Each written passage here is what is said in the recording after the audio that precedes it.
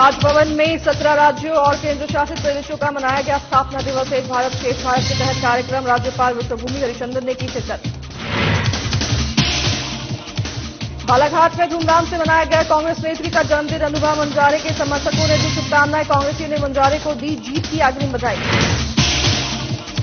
नारायणपुर में कलेक्टर ने किया स्ट्रांग रूम का निरीक्षण। ईवीएम मशीन और मतगणना स्थल का लिया जायजा। व्यवस्था सुनिश्चित करने के दिए निर्देश।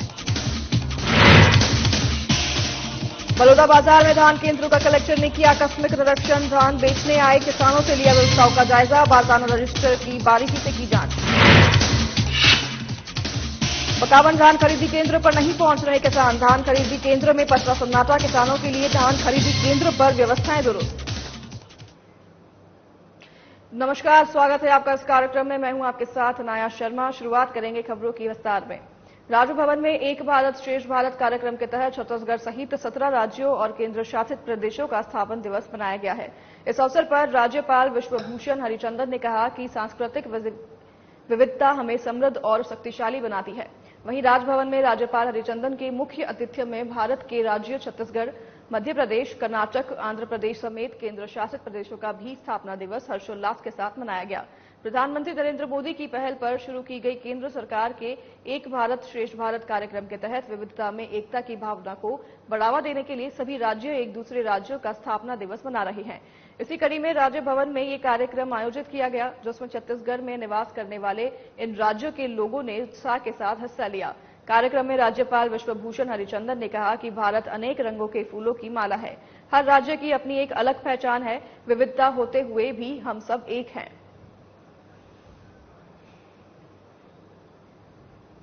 छत्तीसगढ़ में चुनाव आयोग के निर्देशानुसार मतगणना केंद्रों में वीआईपी लोगों को प्रवेश नहीं मिलेगा। राज्य के मंत्री हो या फिर केंद्र के मंत्री, मतगणना केंद्रों में उन्हें प्रवेश नहीं दिया जाएगा। मंत्री, सांसद, विधायक और महापौर गणना एजेंट भी नहीं बन सकेंगे। साथ ही शासकीय कर्मचारी भी पार्टियों के एजेंट नहीं बन सकेंगे। मंत्रीगण केवल उस स्थिति में ही मतगणना केंद्रों में प्रवेश पा सकेंगे जब वो खुद विधानसभा चुनाव में उम्मीदवार हों। वे केवल उसी विधानसभा क्षेत्र के मतगणना कक्ष में प्रवेश कर सकेंगे जहां से वे चुनाव लड़ रहे हैं, लेकिन ऐसी स्थिति में उनकी सुरक्षा के लिए तैनात सशस्त्र गार्डों को मतगणना केंद्र के अंदर प्रवेश नहीं करने दिया जाएगा।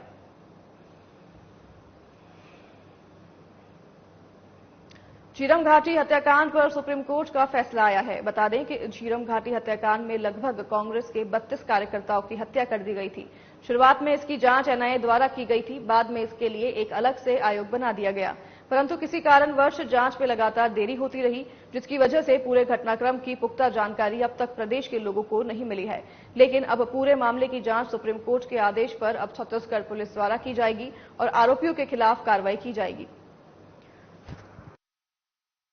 आज सुप्रीम कोर्ट के चीफ जस्टिस साहब की बेंच ने एनआईए की उस अपील को खारिज कर दिया है जिसमें छत्तीसगढ़ पुलिस के द्वारा झीरम मामले के बृहद षड्यंत्र की जांच की एफआईआर दर्ज की गई। एनआईए का कहना था कि चूंकि पहले मामले की जांच हमने की है, इसलिए छत्तीसगढ़ पुलिस इस जांच को नहीं कर सकती। छत्तीसगढ़ सरकार और जो कंप्लेनेंट है जितेंद्र मुदलियार, उनका ये कहना था कि इस मामले में बृहद षड्यंत्र की जांच एनआईए ने जानबूझकर नहीं की है, इसलिए पुनः उसे जांच सौंपने का अर्थ नहीं होता। तर्कों को सुनने के बाद आज एनआईए की अपील खारिज हो गई है और अब इस मामले की जांच, बृहद षड्यंत्र की जांच छत्तीसगढ़ पुलिस कर सकेगी।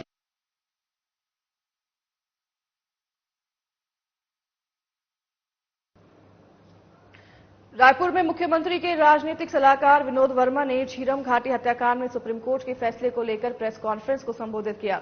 इस दौरान उन्होंने कहा कि 2013 के चुनाव के लिए कांग्रेस द्वारा जो परिवर्तन यात्रा निकाली जा रही है, उसमें एक नक्सली हमला हुआ था, जिसमें कांग्रेस प्रदेश अध्यक्ष नंद कुमार पटेल और छत्तीसगढ़ के टाइगर कहे जाने वाले महेंद्र कर्मा सहित कई लोगों की जान गई थी। पूरे विश्व के इतिहास में ये सबसे बड़ा नक्सली हमला था। एनआईए ने जो जांच की थी उसमें षड्यंत्र कर हत्याकांड जो हुआ था उसका विवरण नहीं था। सुप्रीम कोर्ट ने हाईकोर्ट की याचिका को बरकरार रखा है और छत्तीसगढ़ पुलिस को झीरम घाटी के जांच करने का आदेश दिया है। वहीं कांग्रेस पार्टी की ओर से हम सुप्रीम कोर्ट के फैसले का स्वागत करते हैं। एक फैसला दिया है जिसमें एनआईए की याचिका, जो केंद्रीय जांच एजेंसी है, उसकी याचिका को खारिज कर दिया है। इसमें एनआईए ने ये मांग की थी कि छत्तीसगढ़ सरकार ने झीरम कांड की जांच के लिए जो एफआईआर दर्ज की है उसको निरस्त किया जाए।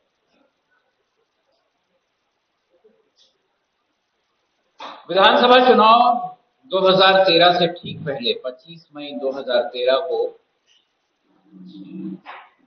छत्तीसगढ़ कांग्रेस की कमेटी की तरफ से जो परिवर्तन यात्रा निकाली जा रही थी उस पर कथित नक्सली हमला हुआ। इस हमले में कांग्रेस के वरिष्ठ नेतागण, जिसमें हमारे तत्कालीन प्रदेश अध्यक्ष नंद कुमार पटेल जी, बस्तर टाइगर कहे जाने वाले महेंद्र कर्मा जी, पूर्व केंद्रीय मंत्री विद्याचरण शुक्ला जी, पूर्व विधायक उदय मुदलियार जी, दिनेश पटेल जी और कई कांग्रेस के कार्यकर्ताओं सहित कुल 32 लोग शहीद हुए।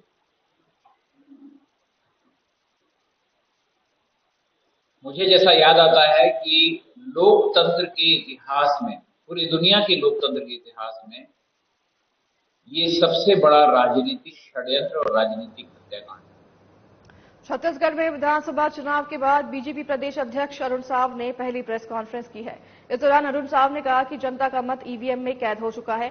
सबने बीजेपी को आशीर्वाद दिया है। 3 दिसंबर को जनता को राज्य के कुशासन से मुक्ति मिलेगी, वही राज्य विकास की ओर आगे बढ़ेगा। साथ ही उन्होंने कहा कि दिसंबर का महीना छत्तीसगढ़ की दृष्टि से महत्वपूर्ण है। बीजेपी की सरकार 3 दिसंबर को बनेगी। नए विश्वास के साथ छत्तीसगढ़ आगे बढ़ने वाला है। वहीं कांग्रेस के 75 पार के नारे पर अरुण साव ने कहा कि 5 साल से भूपेश बघेल दावे कर रहे हैं। 700 से अधिक घोषणाएं की, विकास के दावे होर्डिंग विज्ञापन में दिखे, लेकिन धरातल में कुछ नहीं दिखा। इसी के साथ सुप्रीम कोर्ट से एनआईए को झटके पर अरुण साव ने कहा कि मुख्यमंत्री कहते थे झीरम का सच मेरी जेब में है, किसे बचाने के लिए जेब में छिपा रखे थे, अब उसकी जांच होगी। छत्तीसगढ़ विधानसभा के चुनाव 2 चरणों में संपन्न हो गया है। मतदान हो गया है। जनता का मत ईवीएम में कैद है। जनता ने बड़े उत्साह से मतदान में हिस्सा लिया है। प्रदेश के सभी मतदाताओं का मैं आभार व्यक्त करता हूं, धन्यवाद देता हूं कि उन्होंने मतदान में हिस्सा लिया। विशेषकर भारी मात्रा में महिलाओं ने, किसानों ने, युवाओं ने मतदान में हिस्सा लिया और सबने भारतीय जनता पार्टी को आशीर्वाद दिया है। 3 दिसंबर जब मतगणना होगी, राज्य की जनता को कुशासन और भ्रष्टाचार से मुक्ति मिले। नारायणपुर कलेक्टर अजित वसंत और पुलिस अधीक्षक पुष्कर शर्मा ने जिला कार्यालय के सभा कक्ष में लोक निर्माण विभाग के अंतर्गत निर्माण एजेंसियों द्वारा किए जा रहे निर्माणाधीन सड़क और पुल पुलियों के निर्माण कार्यों की समीक्षा बैठक की। उन्होंने समीक्षा करते हुए कहा कि जिले में लोक निर्माण विभाग की ओर से निर्माणाधीन सड़क और पुल पुलियों के निर्माण कार्यों को शीघ्र शुरू कर 15 दिन के अंदर कार्यों की प्रगति लाने के निर्देश दिए गए हैं। साथ ही पुलिस अधीक्षक पुष्कर शर्मा ने निर्माण एजेंसियों से समीक्षा करते हुए कहा कि अधूरे निर्माण कार्य जहां पर पुलिस सुरक्षा की आवश्यकता हो वहीं कार्य शुरू करने के पूर्व सूचित करें।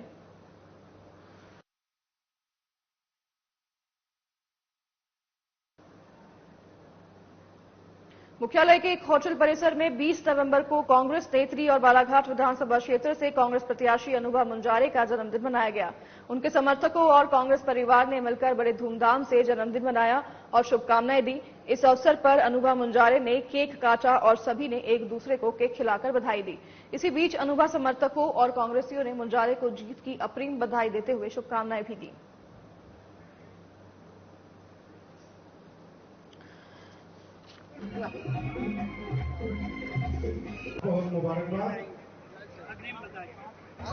अनुभा मुंजारे के समर्थकों ने उनको उनके जन्मदिन पर शुभकामनाएं दी हैं।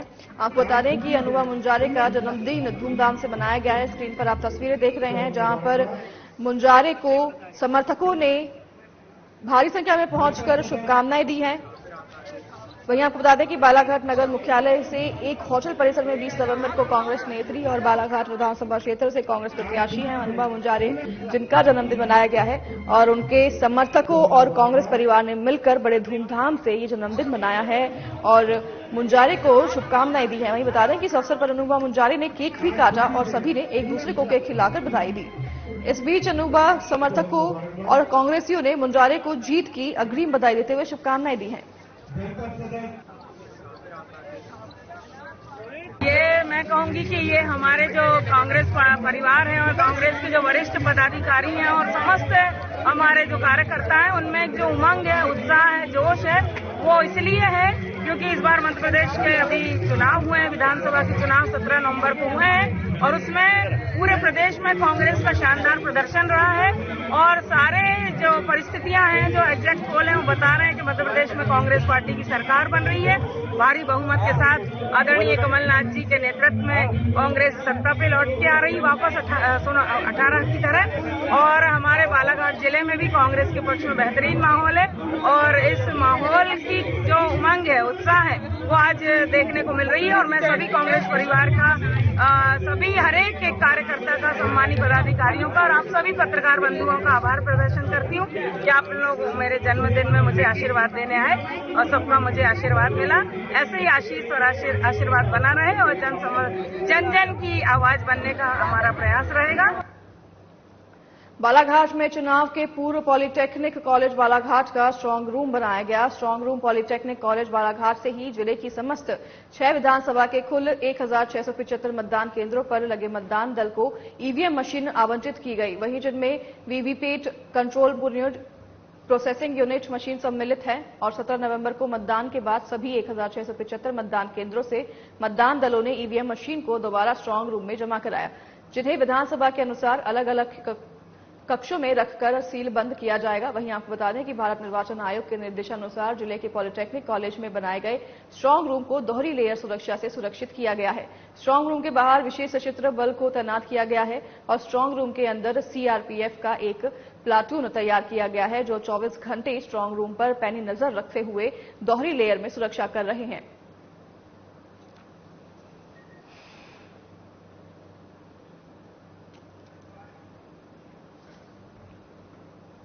नारायणपुर कलेक्टर और जिला निर्वाचन अधिकारी अजीत वसंत, पुलिस अधीक्षक पुष्कर शर्मा और सीईओ जिला पंचायत देवेश कुमार धूव ने रुवामी आत्मानंद महाविद्यालय स्ट्रांग रूम में रखे ईवीएम मशीन और मतगणना स्थल का निरीक्षण किया। उन्होंने मतदान के बाद रखे गए ईवीएम को स्ट्रांग रूम में सुरक्षित और उनकी निगरानी के लिए सुनिश्चित व्यवस्था करने के निर्देश दिए। मतगणना 19 राउंड में संपन्न किए जाने की जानकारी दी गई है। वहीं निरीक्षण के दौरान कलेक्टर अजीत वसंत ने स्ट्रांग रूम परिसर में सीसीटीवी कैमरा, मतपेटी वितरण केंद्र और मतगणना स्थल तक सुव्यवस्थित पहुंच मार्ग, साफ सफाई सहित अन्य व्यवस्थाओं का भी जायजा लिया।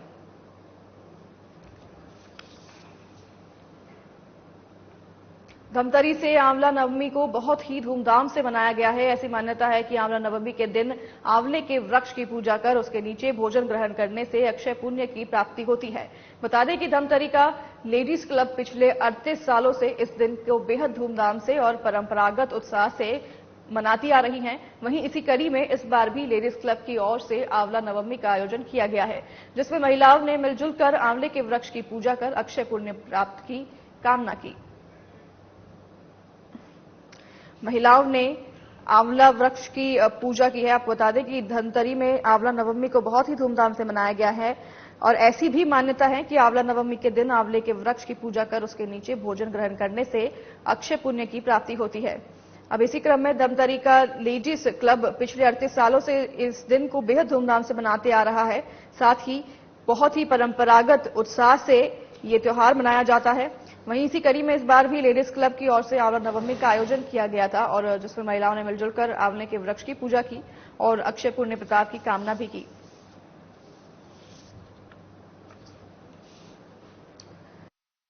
इतना ही कहना चाहूंगी कि आंवला को हम एक औषधि के रूप में भी देखते हैं। जैसे आंवला नवमी पे हम आंवला की पूजा करते हैं, उसके बाद हम लोग पूजा करने के बाद सब बहनें लेडीज क्लब की मिलजुल के सब जो अपने घर से अच्छे अच्छे व्यंजन बना के लाई हैं, एक साथ मिलजुल कर बैठ के खाते हैं। माँ लक्ष्मी और नारायण से सुहाग की कामना करते हैं, माँ से सुहाग मांगते हैं और खूब अच्छे से इसको पर्व की तरह मनाते हैं, मिठाइयाँ खाते हैं। और आंवले की इस दिन के बाद ही हम आंवले खाने की शुरुआत करते हैं, अचार डालते हैं ताकि औषधि के रूप में हम उसका सेवन कर सकें। विगत 38 वर्षों से लेडीज क्लब आंवला नवमी का पर्व निरंतर मनाते आ रहा है और चूंकि प्रकृति और पर्यावरण सुरक्षा में लेडीज क्लब की सतत जागरूकता रहती है और उसी के चलते चूंकि भारतीय संस्कृति में पूजन, वृक्षों का पूजन और विशेष जब अक्षय नवमी का पर्व आता है, आंवला नवमी का पर्व आता है, तो ऐसे समय में हम दीपावली के पश्चात अपने सुख समृद्धि शांति के लिए अक्षय ईश्वर भगवान लक्ष्मी और विष्णु नारायण जी ये अक्षय हमारे परिवार और समाज और देश और संपूर्ण विश्व में बनाए रखें, इसी की शुभकामना के लिए हम ये पूजन करते हैं। आज हम लोग यहाँ पर आंवला नवमी मनाने के लिए इकट्ठे हुए हैं और आंवला नवमी को अक्षय नवमी भी कहा जाता है। आज का दिन हमारे सनातन धर्म के अनुसार बहुत बड़ा पर्व है और आज कोई भी मांगलिक कार्य करने के लिए किसी भी प्रकार के समय को नहीं देखा जाता है। आज किसी भी समय वो कार्य पूर्ण करने की हम लोग को अधिकार रहता है हमारे धार्मिक अनुसार। बकावंज के धान खरीदी केंद्र में 1 नवंबर से धान की खरीदारी चालू हो गई है, लेकिन अब तक एक किसान ने भी अपने धान का विक्रय नहीं किया है। जबकि लेम्स प्रबंधक फूल सिंह बिसाई का कहना है कि हमारी ओर से संपूर्ण तैयारी हो चुकी है। न तो इस बार बारदाने की कमी है और न किसानों को पानी की कमी है, सारी व्यवस्था कर ली गई है, लेकिन आज तक कोई किसान एक पैकेट भी धान लेकर बेच नहीं आया है। धान खरीदी केंद्र पर सन्नाटा पसरा हुआ है। आपको बता दें कि बकावंज के धान खरीदी केंद्र में 1 नवंबर से धान खरीदारी चालू हो गई है, लेकिन एक भी किसान वहां पर धान बेचने के लिए नहीं आया है। इसी को चलते जबकि लेम्स प्रबंधक जो हैं फूल सिंह बिसाई, उन्होंने बताया कि उनकी ओर से संपूर्ण तैयारी कर दी गई है। ना तो लेकिन इस बार बारदाने की कमी है और ना ही इस बार किसानों को पानी की कमी है, उन्होंने ये बताया। जानकारी देते हुए वहीं उन्होंने ये भी बताया कि सारी व्यवस्था कर ली गई है, लेकिन आज तक कोई भी किसान एक भी पैकेट धान लेकर बेच नहीं आया है। धान खरीदी केंद्र पर इसी के चलते सन्नाटा पसरा हुआ है और एक भी किसान वहां नहीं दिख रहा है।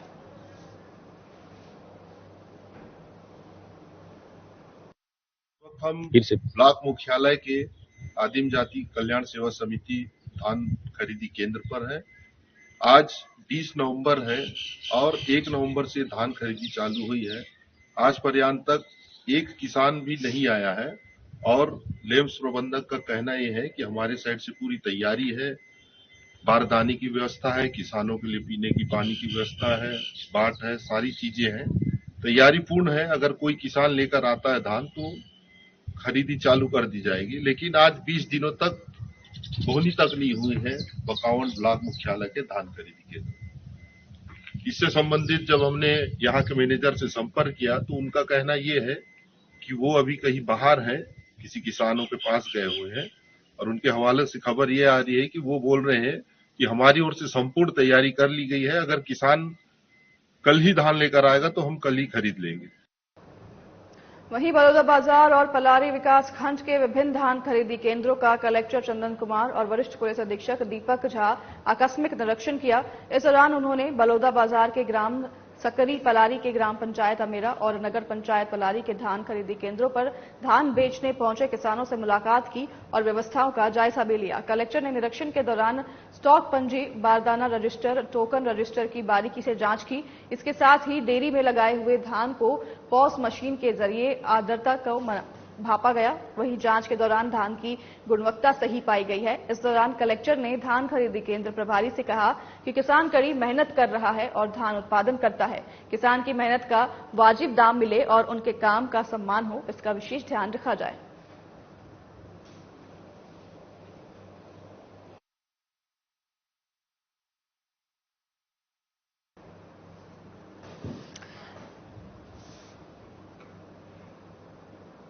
नारायणपुर में यादव समाज की ओर से गोपाष्टमी पर्व धूमधाम से मनाया गया है। बता दें कि गोपाष्टमी पर्व नारायणपुर में 11वीं वर्षगांठ के रूप में मनाया गया है। वहीं जिसमें मुख्य अतिथि सर्व पिछड़ा वर्ग समाज के सभी जिलाध्यक्ष और विशिष्ट अतिथि के रूप में अबू झमार मलखम स्पोर्ट्स एकेडमी के खिलाड़ी और कोच मनोज प्रसाद रहे, जिनकी उपस्थिति में ग्राम बैनूर ने जिला स्तरीय गोपाष्टमी पर्व मनाया। वहीं यादव समाज जिला नारायणपुर के ग्राम बड़गांव के माधव दल राउत नाचा पार्टी आकर्षण का केंद्र बना रहा। वहीं यादव समाज के जिलाध्यक्ष अशोक यादव और सामाजिक पदाधिकारियों के साथ महिला संगठन और युवा संगठन के सहयोग से संपन्न किया गया।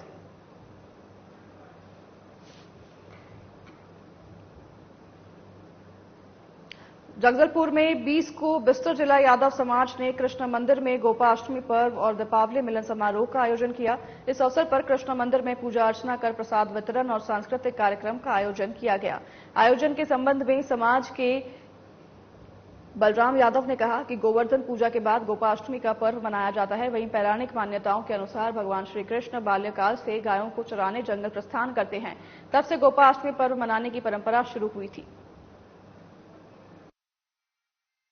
समाज के सारे सदस्यगण और समाज के सारे लोग मिलकर गोपाष्टमी के साथ साथ दिवाली पर्व का भी कार्यक्रम रखा गया। आप लोग भी दिवाली मिलन भी जाएंगे। यहाँ और क्या क्या कार्यक्रम होगा यहाँ आज? बच्चों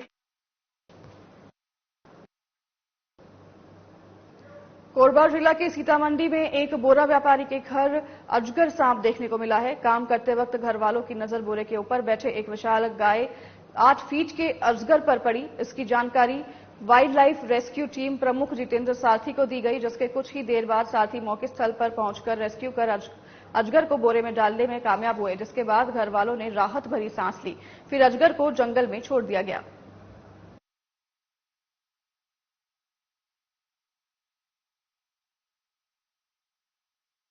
घर में आज अजगर सांप निकला और भैया आज जितेंद्र सारथी जी रेस्क्यू किए और उसके वजह से मेरे घर में से बहुत बड़ा खतरा जो था वो टल गया। सर, बेहर के कमलनगर स्थित गाजर पुल के समीप पिकड़ी के वृक्ष में हनुमान जी की आकृति बनी हुई, जो आजकल हनुमान भक्तों के लिए आकर्षक का केंद्र बना हुआ है। दूर दूर से हनुमान भक्त दर्शन लाभ पाने के लिए यहां पहुंच रहे हैं। वहीं हनुमान व्यायामशाला सदस्यों ने राम भक्त हनुमान की पूजा अर्चना कर सिंदूर चढ़ाया और दर्शन का लाभ लिया।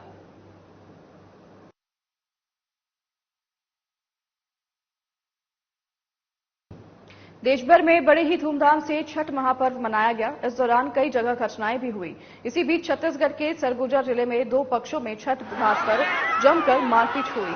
इस घटना का वीडियो सोशल मीडिया पर तेजी से वायरल हो रहा है। वहीं मिली जानकारी के अनुसार छठ पूजा के दौरान सुबह अर्घ देने अंबिकापुर के शंकर घाट में बड़ी संख्या में श्रद्धालु पहुंचे हुए थे। इसी दौरान 2 पक्षों में जमकर मारपीट हो गई। अब इस घटना का वीडियो सोशल मीडिया पर भी बड़ी तेजी से वायरल हो रहा है। फिलहाल मामले में कोई भी कार्रवाई नहीं हुई है। बताया जा रहा है कि पूजा करने की जगह को लेकर विवाद हुआ और फिर देखते ही देखते मारपीट शुरू हो गई।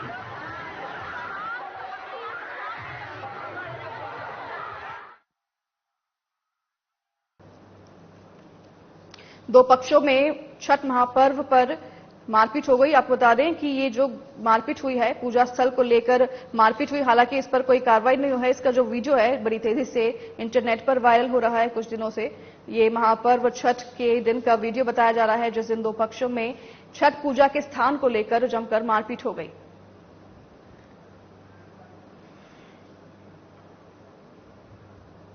खबर कोरबा से है, जहां पंप हाउस SECL कॉलोनी में भीषण आग लग गई। हालांकि घर बंद होने के कारण कोई भी जनहानि नहीं हुई है। फिलहाल आग बुझाने के प्रयास में आसपास के लोग जुटे हुए हैं।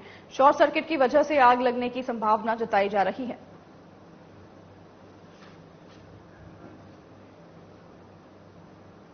वर्ल्ड कप 2023 में भारत ऑस्ट्रेलिया के बीच हुए फाइनल मुकाबले में भारत की हार के बाद देश भर के क्रिकेट प्रेमियों में निराशा है।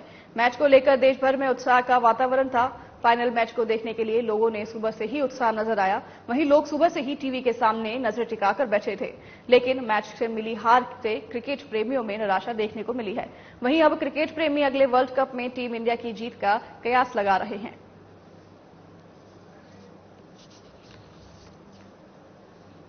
वर्ल्ड कप 2023 में भारत ऑस्ट्रेलिया के बीच हुए फाइनल मुकाबले में भारत की हार के बाद हर कोई निराश है, हर कोई देशवासी निराश है।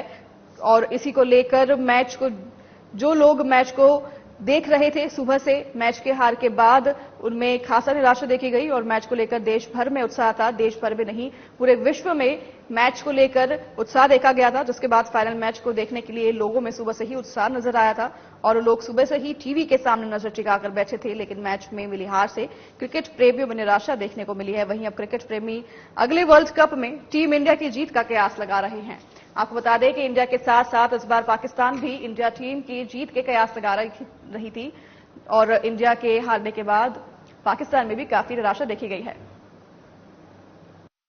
अच्छा था, लेकिन रोहित शर्मा और विराट कोहली अगर मैच में बैटिंग में टिक जाते तो हम जीत जाते। कोई बात नहीं, अब दूसरी मैच में जीत लेंगे।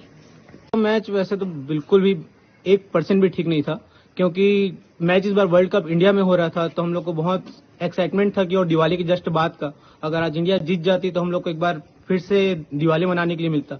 लेकिन शुरू से जब बैटिंग हो रहा था तभी से अंदाजा था कि शायद इंडिया इस बार वर्ल्ड कप ना जीत पाए और बहुत दुख तो है कि इंडिया नहीं जीत पाया। और कांग्रेचुलेशंस ऑस्ट्रेलिया टीम को कि वो जीत गई वर्ल्ड कप और कोशिश करते रहना हमारा काम है, इस बार नहीं तो अगले बार हम लोग।